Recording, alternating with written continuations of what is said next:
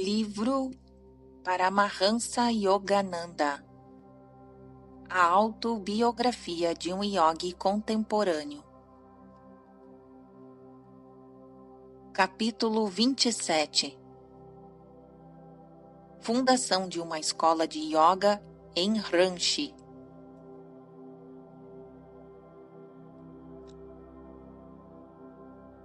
Por que você se opõe ao trabalho de organização? A pergunta do mestre me assustou um pouco. É verdade que em minha convicção íntima, naquela época, era a de que as organizações são casas de marimbondos. É uma tarefa ingrata, senhor. Respondi. Não importa o que o chefe faça ou deixe de fazer, ele é criticado. Você quer reservar para si toda a divina Shana? Coalhada? A réplica de meu guru veio acompanhada de um olhar severo. Poderia você, ou alguém, atingir a comunhão com Deus através da yoga se uma linhagem de mestres de coração generoso não tivesse concedido em transmitir seu conhecimento aos outros? E acrescentou: Deus é o mel. As organizações são as colmeias. Ambos são necessários. Qualquer forma é útil, naturalmente, sem o espírito. Mas por que você não dá início a colmeia operosas, repletas de néctar espiritual? Seu conselho comoveu-me profundamente. Embora não lhe desse respostas, em meu peito nasceu uma resolução inflexível como um diamante. Compartilharia com os meus companheiros, tanto quanto me fosse possível, as verdades libertárias que aprendera aos pés de meu guru. Senhor, rezei, possa teu amor brilhar para sempre no santuário da minha devoção, e possa eu despertar o amor a ti em todos os corações.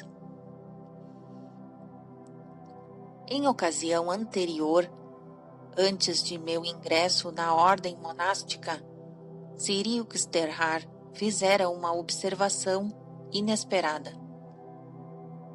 Quanto a você, lamentará a falta de uma esposa em sua velhice, dissera ele. Não concorda que o chefe de família, empenhado em trabalho útil para manter sua mulher e filhos, representa um papel digno de recompensa aos olhos de Deus? Senhor, protestei alarmado. Sabe que só desejo nesta vida o bem amado cósmico.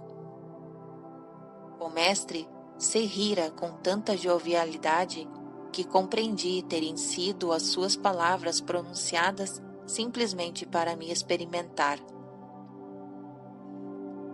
Lembre-se, dissera ele devagar, quem rejeita os deveres mundanos só se pode justificar assumindo alguma responsabilidade por uma família muito vasta. Educação adequada para a juventude era um ideal que eu sempre acalentara em meu coração. Via claramente os áridos resultados da instrução comum que visa apenas o desenvolvimento do corpo e do intelecto. Os valores morais e espirituais, sem cujo apreço nenhum homem pode encontrar a felicidade, ainda estavam ausentes dos programas acadêmicos. Decidi fundar uma escola onde os meninos pudessem se desenvolver até sua plena estatura de homens. Nesse sentido, dei meu primeiro passo tendo comigo 7 crianças em Dihika, pequena localidade rural de Bengala. Um ano depois, em 1918, graças à generosidade de Sir Minandra Chandra Nundi, Maharaja de um Kassim Bazar, pude transferir meu grupo, que crescia rapidamente em número, para Ranchi. Esta cidade em Biliar é 320 quilômetros de Calcutá. É abençoada por um dos mais saudáveis climas da Índia. O Palácio Kassim Bazar, em Ranchi, veio a ser o edifício principal da nova escola, que denominei Yogoda Satsanga Brahmacharya Vidyalaya. Observação 218. Vidyalaya, escola, Brahmacharya, refere-se aqui a um dos 4 estágios de plano védico para uma vida humana, que compreende, número 1, o do estudante celibatário, Brahmachari, número 2, o chefe de família com responsabilidades mundanas, Grihastha, número 3, o eremita, Vanaprastha, número 4, o residente na floresta ou o viajor, livre de todas as preocupações terrenas, Sannyasi.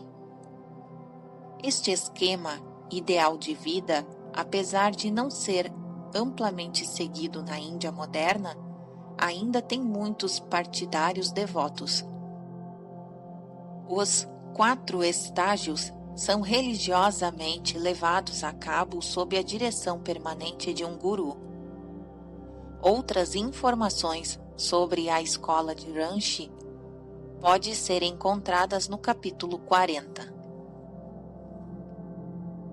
Fim da observação 208. Continuação da narrativa. Organizei os programas para os cursos primário e secundário. Incluíam matérias agrícolas, industriais, comerciais e clássicas. Adotando os ideais educativos dos rishis, cujos ashrams na floresta foram as antigas cátedras de cultura, tanto secular como religiosa, para a juventude da Índia. Providenciei para que a maior parte das aulas fosse dada ao ar livre. Aos estudantes de Ranchi, ensina-se, além de meditação e yoga, um sistema sem paralelos para os desenvolvimentos da saúde e do corpo, Yogoda, cujos princípios descobri em 1916. Compreendendo que o corpo humano é semelhante a uma bateria elétrica, raciocinei que poderia reabastecê-lo de energia por intervenção direta da vontade. Como nenhuma ação é possível sem o querer, o homem pode aproveitar-se do motor primordial, a vontade, para renovar sua força sem complicados aparelhos ou exercícios mecânicos. Com as simples técnicas Yogoda, qualquer um pode, consciente e instantaneamente, retirar o ilimitado suprimento de energia cósmica, uma nova provisão de força vital centralizada na medula oblonga ou bulbo raquiano. Os jovens de Ranchi corresponderam amplamente ao tratamento Yogoda, desenvolvendo extraordinária habilidade para transferir a energia vital de uma parte do corpo à outra e para sentar em pose perfeita nas mais difíceis asanas, posições. Observação 209. Em virtude de crescente interesse no Ocidente pelas asanas, posições yogis para a saúde, têm sido impressos numerosos livros ilustrados sobre elas. Fim da observação 209. Continuação da narrativa. Realizavam proezas de força e resistência que muitos adultos vigorosos não conseguiam igualar. Meu irmão mais jovem, Vishnu Charan Ghosh, entrou para a escola de Ranchi. Veio a ser posteriormente notável professor de educação física. Ele e um de seus alunos viajaram em 1938 e 1939 para o Ocidente, dando exibições de força e de controle de musculatura. Os professores das universidades de Colômbia e de Nova York e de muitas outras universidades da América e da Europa ficaram assombrados com as demonstrações de poder da mente sobre o corpo. Observação número 210. Vishnu Charan Ghosh faleceu em 9 de julho de 1970 em Calcutá. Esta é uma nota da SRF. Fim da observação 210. Continuação da narrativa. Ao término do primeiro ano letivo em Ranchi, o número de candidatos à admissão ascendia a 2.000. Mas a escola, que naquele tempo era só um internato, podia abrigar apenas 100. Iniciou-se pouco depois o ensino para os alunos externos. Na Vidyalaya, eu tinha de desempenhar o papel de pai e mãe para as crianças menores e de enfrentar muitas dificuldades referentes à organização. Com frequência recordava as palavras de Cristo. Em verdade vos digo, não existe homem que tenha deixado casa, ou irmãos, ou irmãs, pai ou mãe, ou esposa, ou filhos, ou terras, por amor a mim e aos evangelhos, que não receba agora 100 vezes mais casas, e irmãos e irmãs, e pai, mãe e filhos, e terras com perseguições, e no mundo vindouro a vida eterna. Observação número 211. Texto retirado de Marcos, capítulo 10, versículo 29 e 30. Continuação da narrativa.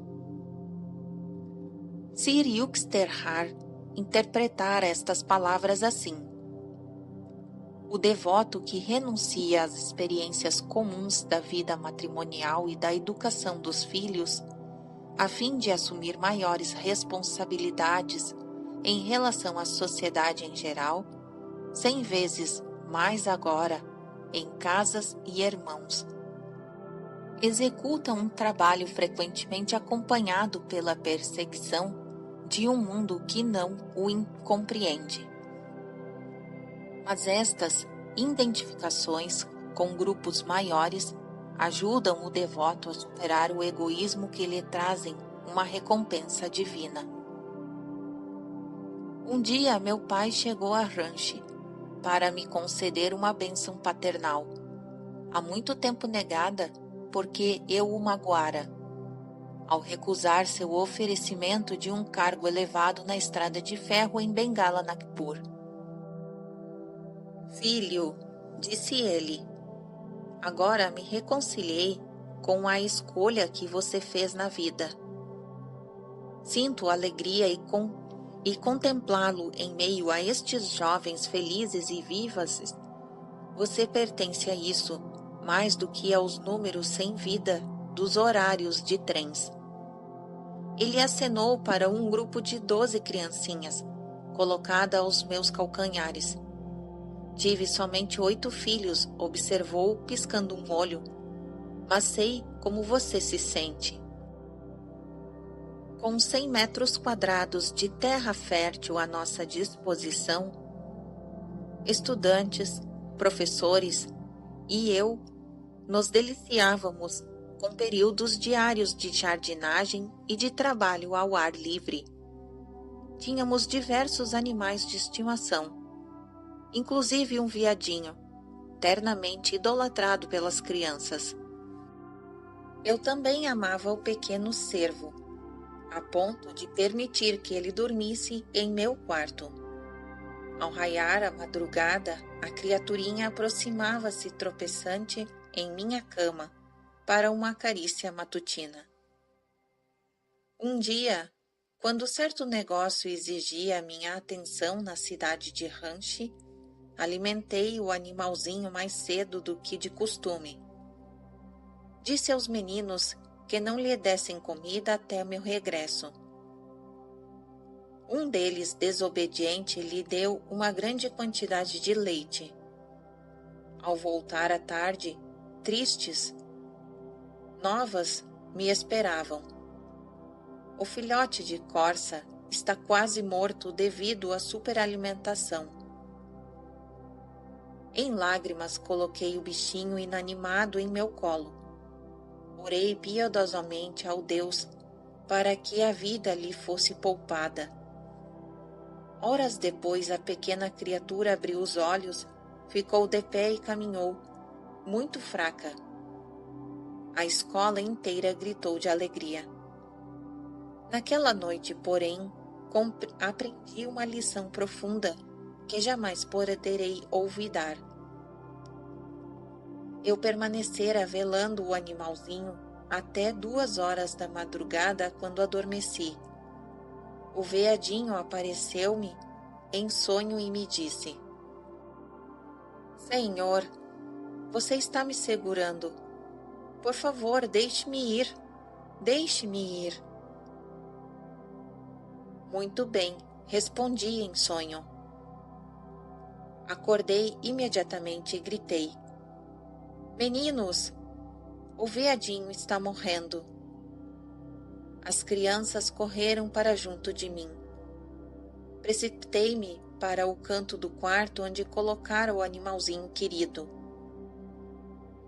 Ele fez, em último esforço, de levantar a pata, cambaleou e em minha direção e em seguida tombou aos meus pés morto.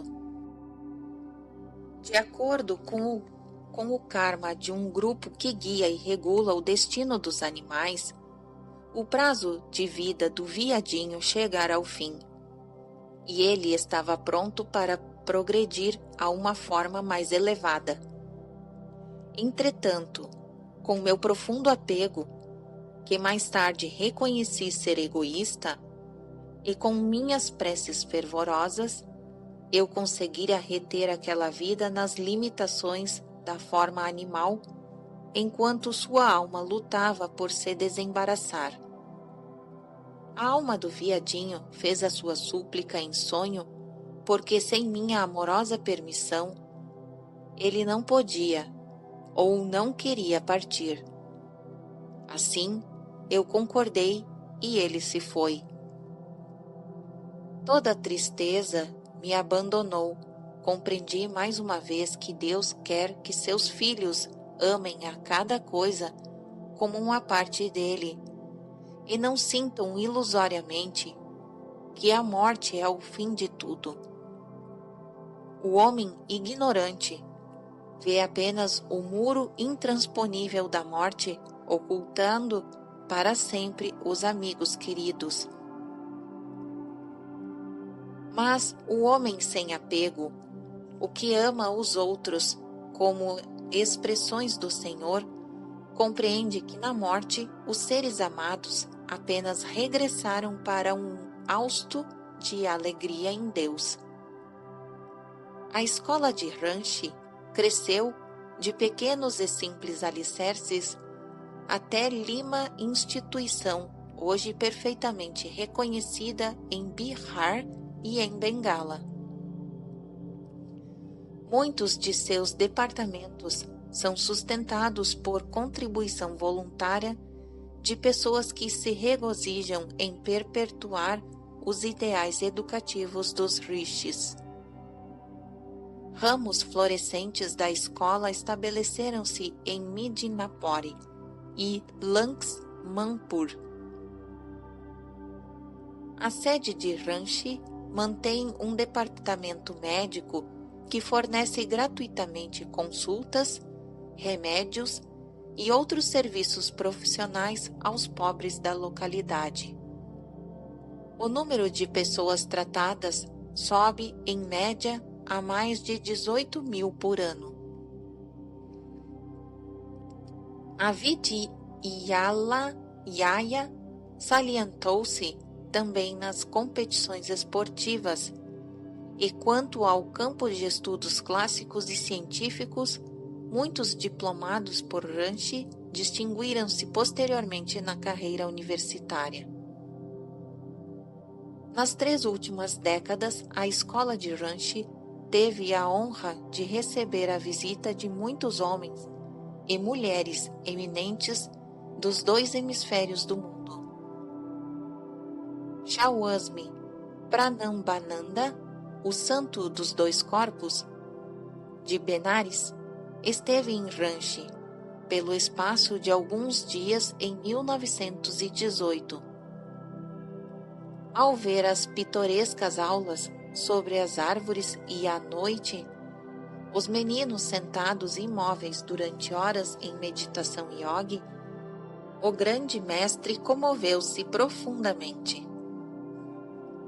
A alegria que inunda o coração, disse ele, ao ver os ideais de Larismarasaya relativos ao treino adequado da juventude serem postos em práticas nesta instituição. As bênçãos de meu guru estejam aqui. Um jovenzinho sentado junto a mim arriscou-se a fazer uma pergunta ao grande yogi. Senhor, disse ele, serei monge? Minha vida destina-se unicamente a Deus? Apesar de sorrir amavelmente, os olhos de Swami Pranambananda perscrutavam o futuro. Filho, respondeu ele, quando você crescer, haverá uma bonita noiva à sua espera. O jovem realmente se casou depois de haver planejado durante anos ingressar na ordem dos Swasmis. Algum tempo depois da visita de Swami Pranambananda a Ranchi, acompanhei meu pai em Calcutá, a casa onde o yogi temporariamente se hospedava. A predição de Pranambananda, feita muitos anos antes, voltou de súbito à minha mente. Vê-lo-ei com seu pai mais tarde. Quando papai entrou no quarto de Swami, o grande yogi levantou-se e abraçou-o com um afetuoso respeito. Bragabati, disse ele, que está fazendo por seu progresso espiritual? Não vê que seu filho dispara em direção ao infinito? Corei ao ouvir este elogio em presença de meu pai. O Swami continuou.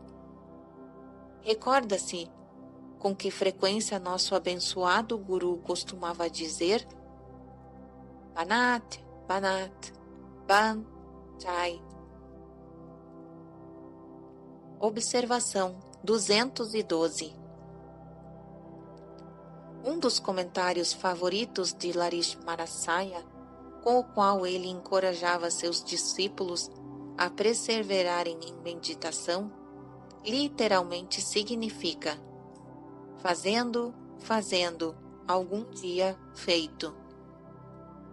Pode-se traduzir livremente este pensamento assim: um esforço hoje, outro amanhã, e um dia você atinge a meta divina. Fim da observação 212. Continuação da narrativa. Pois, continue então incessantemente com Kriya Yoga e atinja depressa os portais divinos. corpo de Pranambananda, que me parecera tão saudável e forte durante minha primeira e assombrada visita a ele em Benares, mostrava agora sinais inequívocos da idade, embora sua posição fosse ainda mais admiravelmente erecta. Chauasme, perguntei, encarando-o diretamente nos olhos, por obséquio, diga-me, não está sentindo o avanço da idade? À medida que o corpo enfraquece, as percepções de Deus sofrem alguma diminuição? Ele sorriu angelicalmente.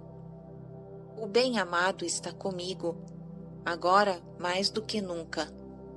Sua absoluta convicção arrebatou de modo irresistível minha mente e minha alma. Ele continuou: ainda estou gozando de duas pensões, uma de Bhagavati, aqui presente, e outra de cima, apontando o dedo para o céu. Por um breve período, o santo paralisou-se em êxtase e sua face iluminada por a ardência divina. Uma resposta mais do que suficiente para a minha pergunta. Notando que o quarto de Pranambananda havia muitas plantas e pacotes de semente, indaguei qual a finalidade daquilo. Deixei Benares definitivamente, disse ele, e estou a caminho do Himalaia. Ali abrirei um ashram para meus discípulos. Estas sementes produzirão espinafres e alguns outros vegetais. Meus queridos estudantes viveram com simplicidade, dedicando seu tempo à beatífica união com Deus, nada mais do que necessário. Papai pergunta ao seu condiscípulo espiritual quando ele voltaria a Calcutá. Nunca mais, respondeu o santo. Este é o ano em que Larishmarasaya me disse que eu deixaria minha amada Benares para sempre e iria aos Himalaias para ali abandonar meus despojos mortais. Meus olhos encheram-se de lágrimas a estas palavras, mas o Chauasme sorriu tranquilamente. Ele me recordava uma criancinha celestial sentada nos joelhos da Mãe Divina com segurança.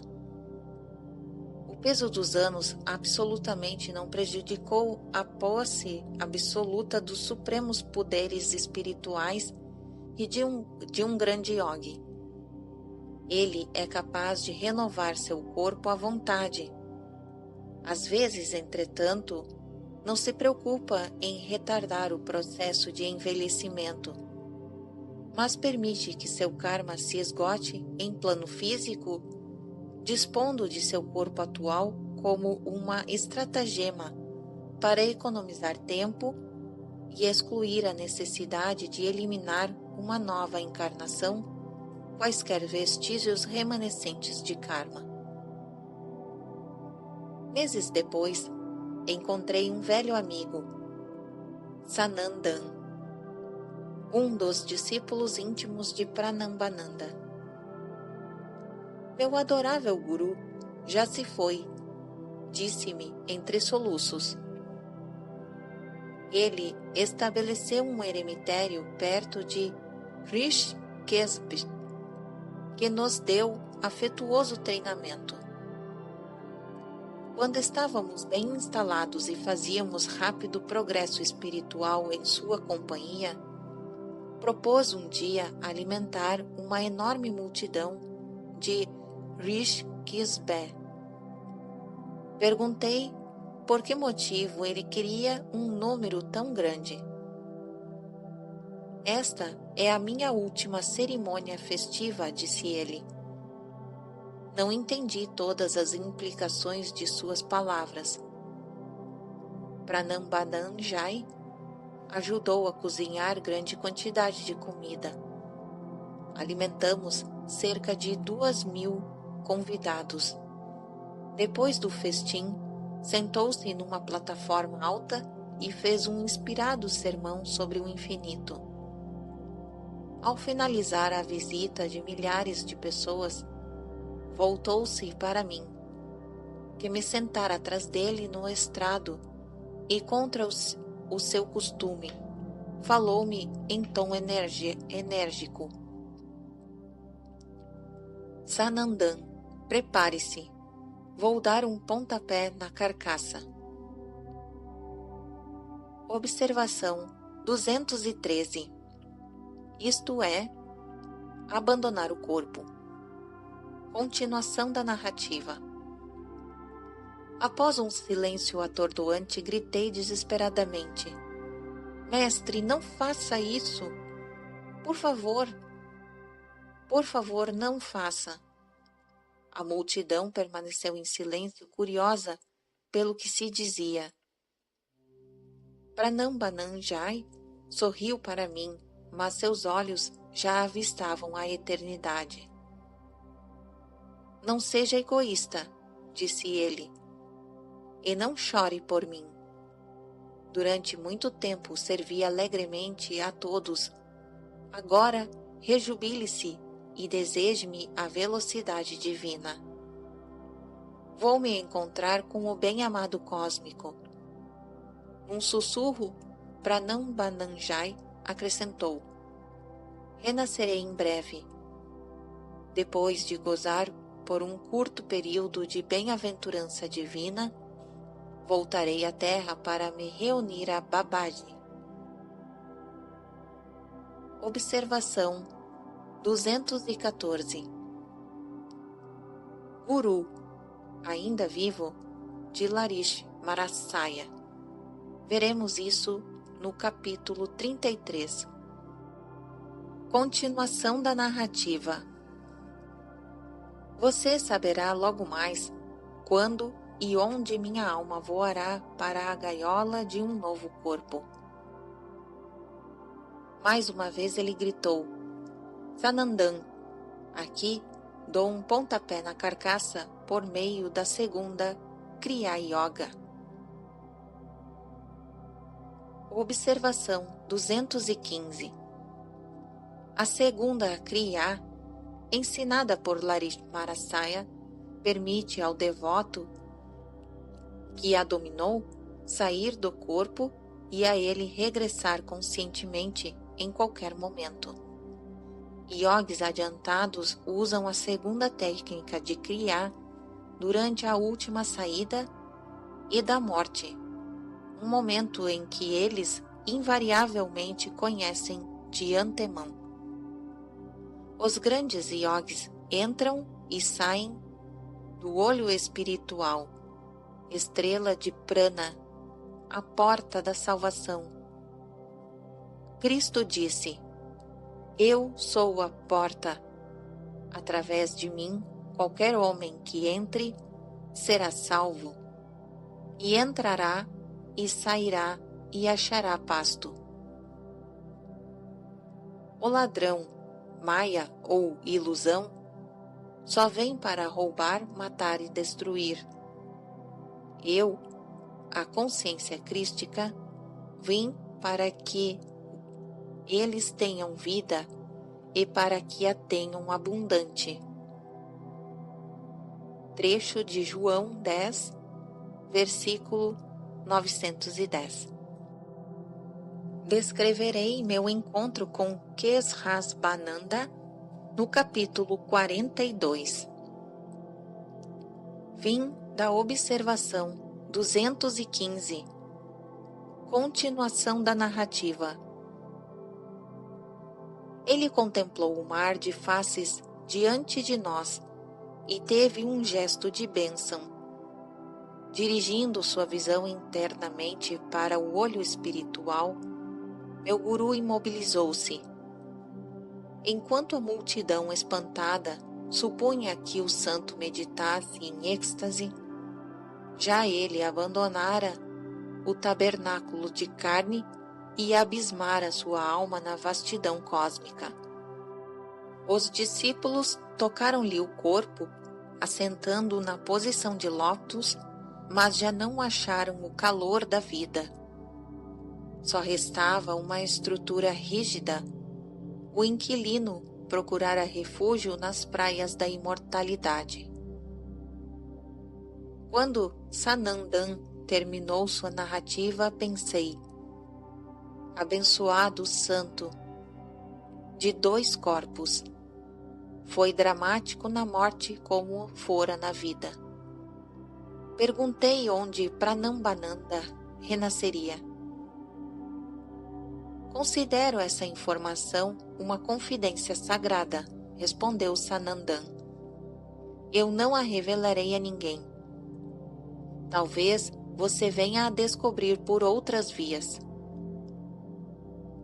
Mais tarde, descobri por meio de Shawasmi Kesrasbananda que Pranambananda, poucos anos após o seu nascimento em um novo corpo, dirigia-se a Badrinarayan, nos Himalaias, e ali se reunira ao grupo de santos que circundam o grande Babaji.